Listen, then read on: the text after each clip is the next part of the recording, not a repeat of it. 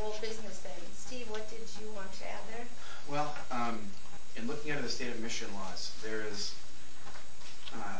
1780D, subsection 5. And what it says, we had talked this about last week about concerns about non-competitive negotiations, about being no bids for a $160,000 project. The law reads, non-competitive negotiation is procurement through solicitation or proposal from only one source. Non-competitive negotiation may be used, circumstances under which a contract may be awarded by non-competitive negotiations are limited to the following. And the sixth point is the aggregate amount does not exceed $100,000, which means it would appear that our approving $160,000 would be illegal.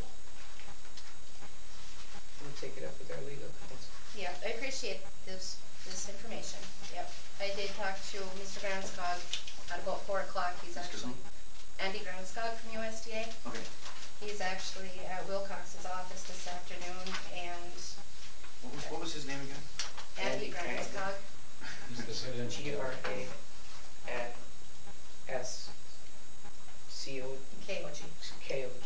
Yeah. Okay. USDA. Right. He's the head engineer for the state of Michigan, right, John? Yeah, he's the head engineer for USDA. Okay. This is getting back to the Sunset Road project? Yeah. Yes. Andy again said that the sewer lateral situation is an emergency situation and time is of the essence. There's no way two contractors can be in the same location like this. Snow Country Contractor is the contractor in that area, therefore the local procurement negotiated bid is what we do. Even though it violates the law on this, it states here, as far as it can't be for more than 100,000. I would need to research this. Again, I don't know what RUS stands for, if these are Michigan laws. I have a high degree of concern that we would get into this once it gets started, we're trapped, and if we're sued, we're in trouble. I understand. So would you rather that we didn't do the sewer at all? Because that's all the only thing we could do. I'm not sure if it needs to be delayed or what, but at least the problem is it becomes non-competitive. It appears to be illegal. I'm not sure we should do that. Well, negotiated bid takes the bidding costs from the sewer contractor and brings them across to the Snow Country. He had to follow those bidding costs. The bidding costs are determined by what? The sewer contractor's costs. How was he able to negotiate any costs without board approval? We approved it last week, but number one. Number two, our engineer, we rarely go against our engineers, any engineer or professional's recommendation. They recommended we do this. There was a reason they did talk about all the reasons at the other meeting. I mean, we can go around and around and do what you want with it, but it needs to be done. The work needs to be done. I'm not doubting that it needs to be done at all, and I agree. My concern is that by we had the underpass project over here that had to be done on an emergency basis. We got 2 bids out of that one and went with the low one, and that was fine. And that's fine.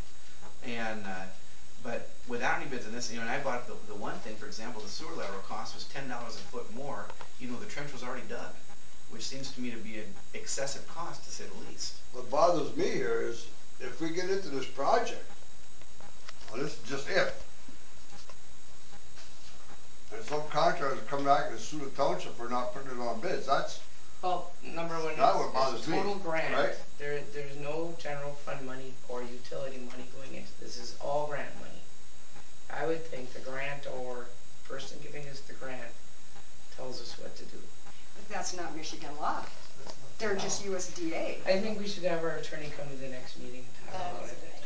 I'm fine with that too, but will we be locked into position here by that time? USDA is going over the final contract documents, and they have not been approved there yet. So no, we are not locked into anything at this point. Do we have to vote on that at some point? Well, we voted last week, right? But still, do we have to vote to approve what they come through? I mean, and again, I'm not an expert in this. I'm not an engineer, but I noticed the sewer lateral thing to be jumped out at me as being a high price. I'm just trying to save us money here, and with no bid makes that difficult. And I really appreciate all of the research that you've done on this, but at this point, with the conflict of interest, I don't know how much you should be in on the discussions with it.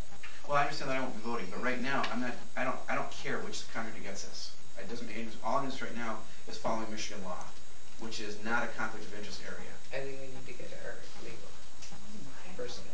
But I think we need to do that. Would you like to make that a motion? I did make that.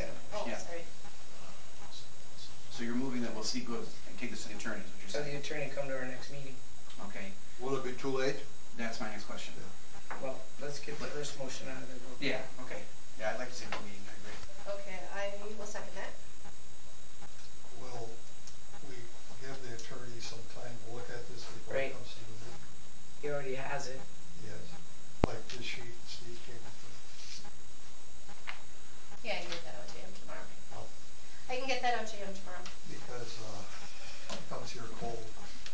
Yeah.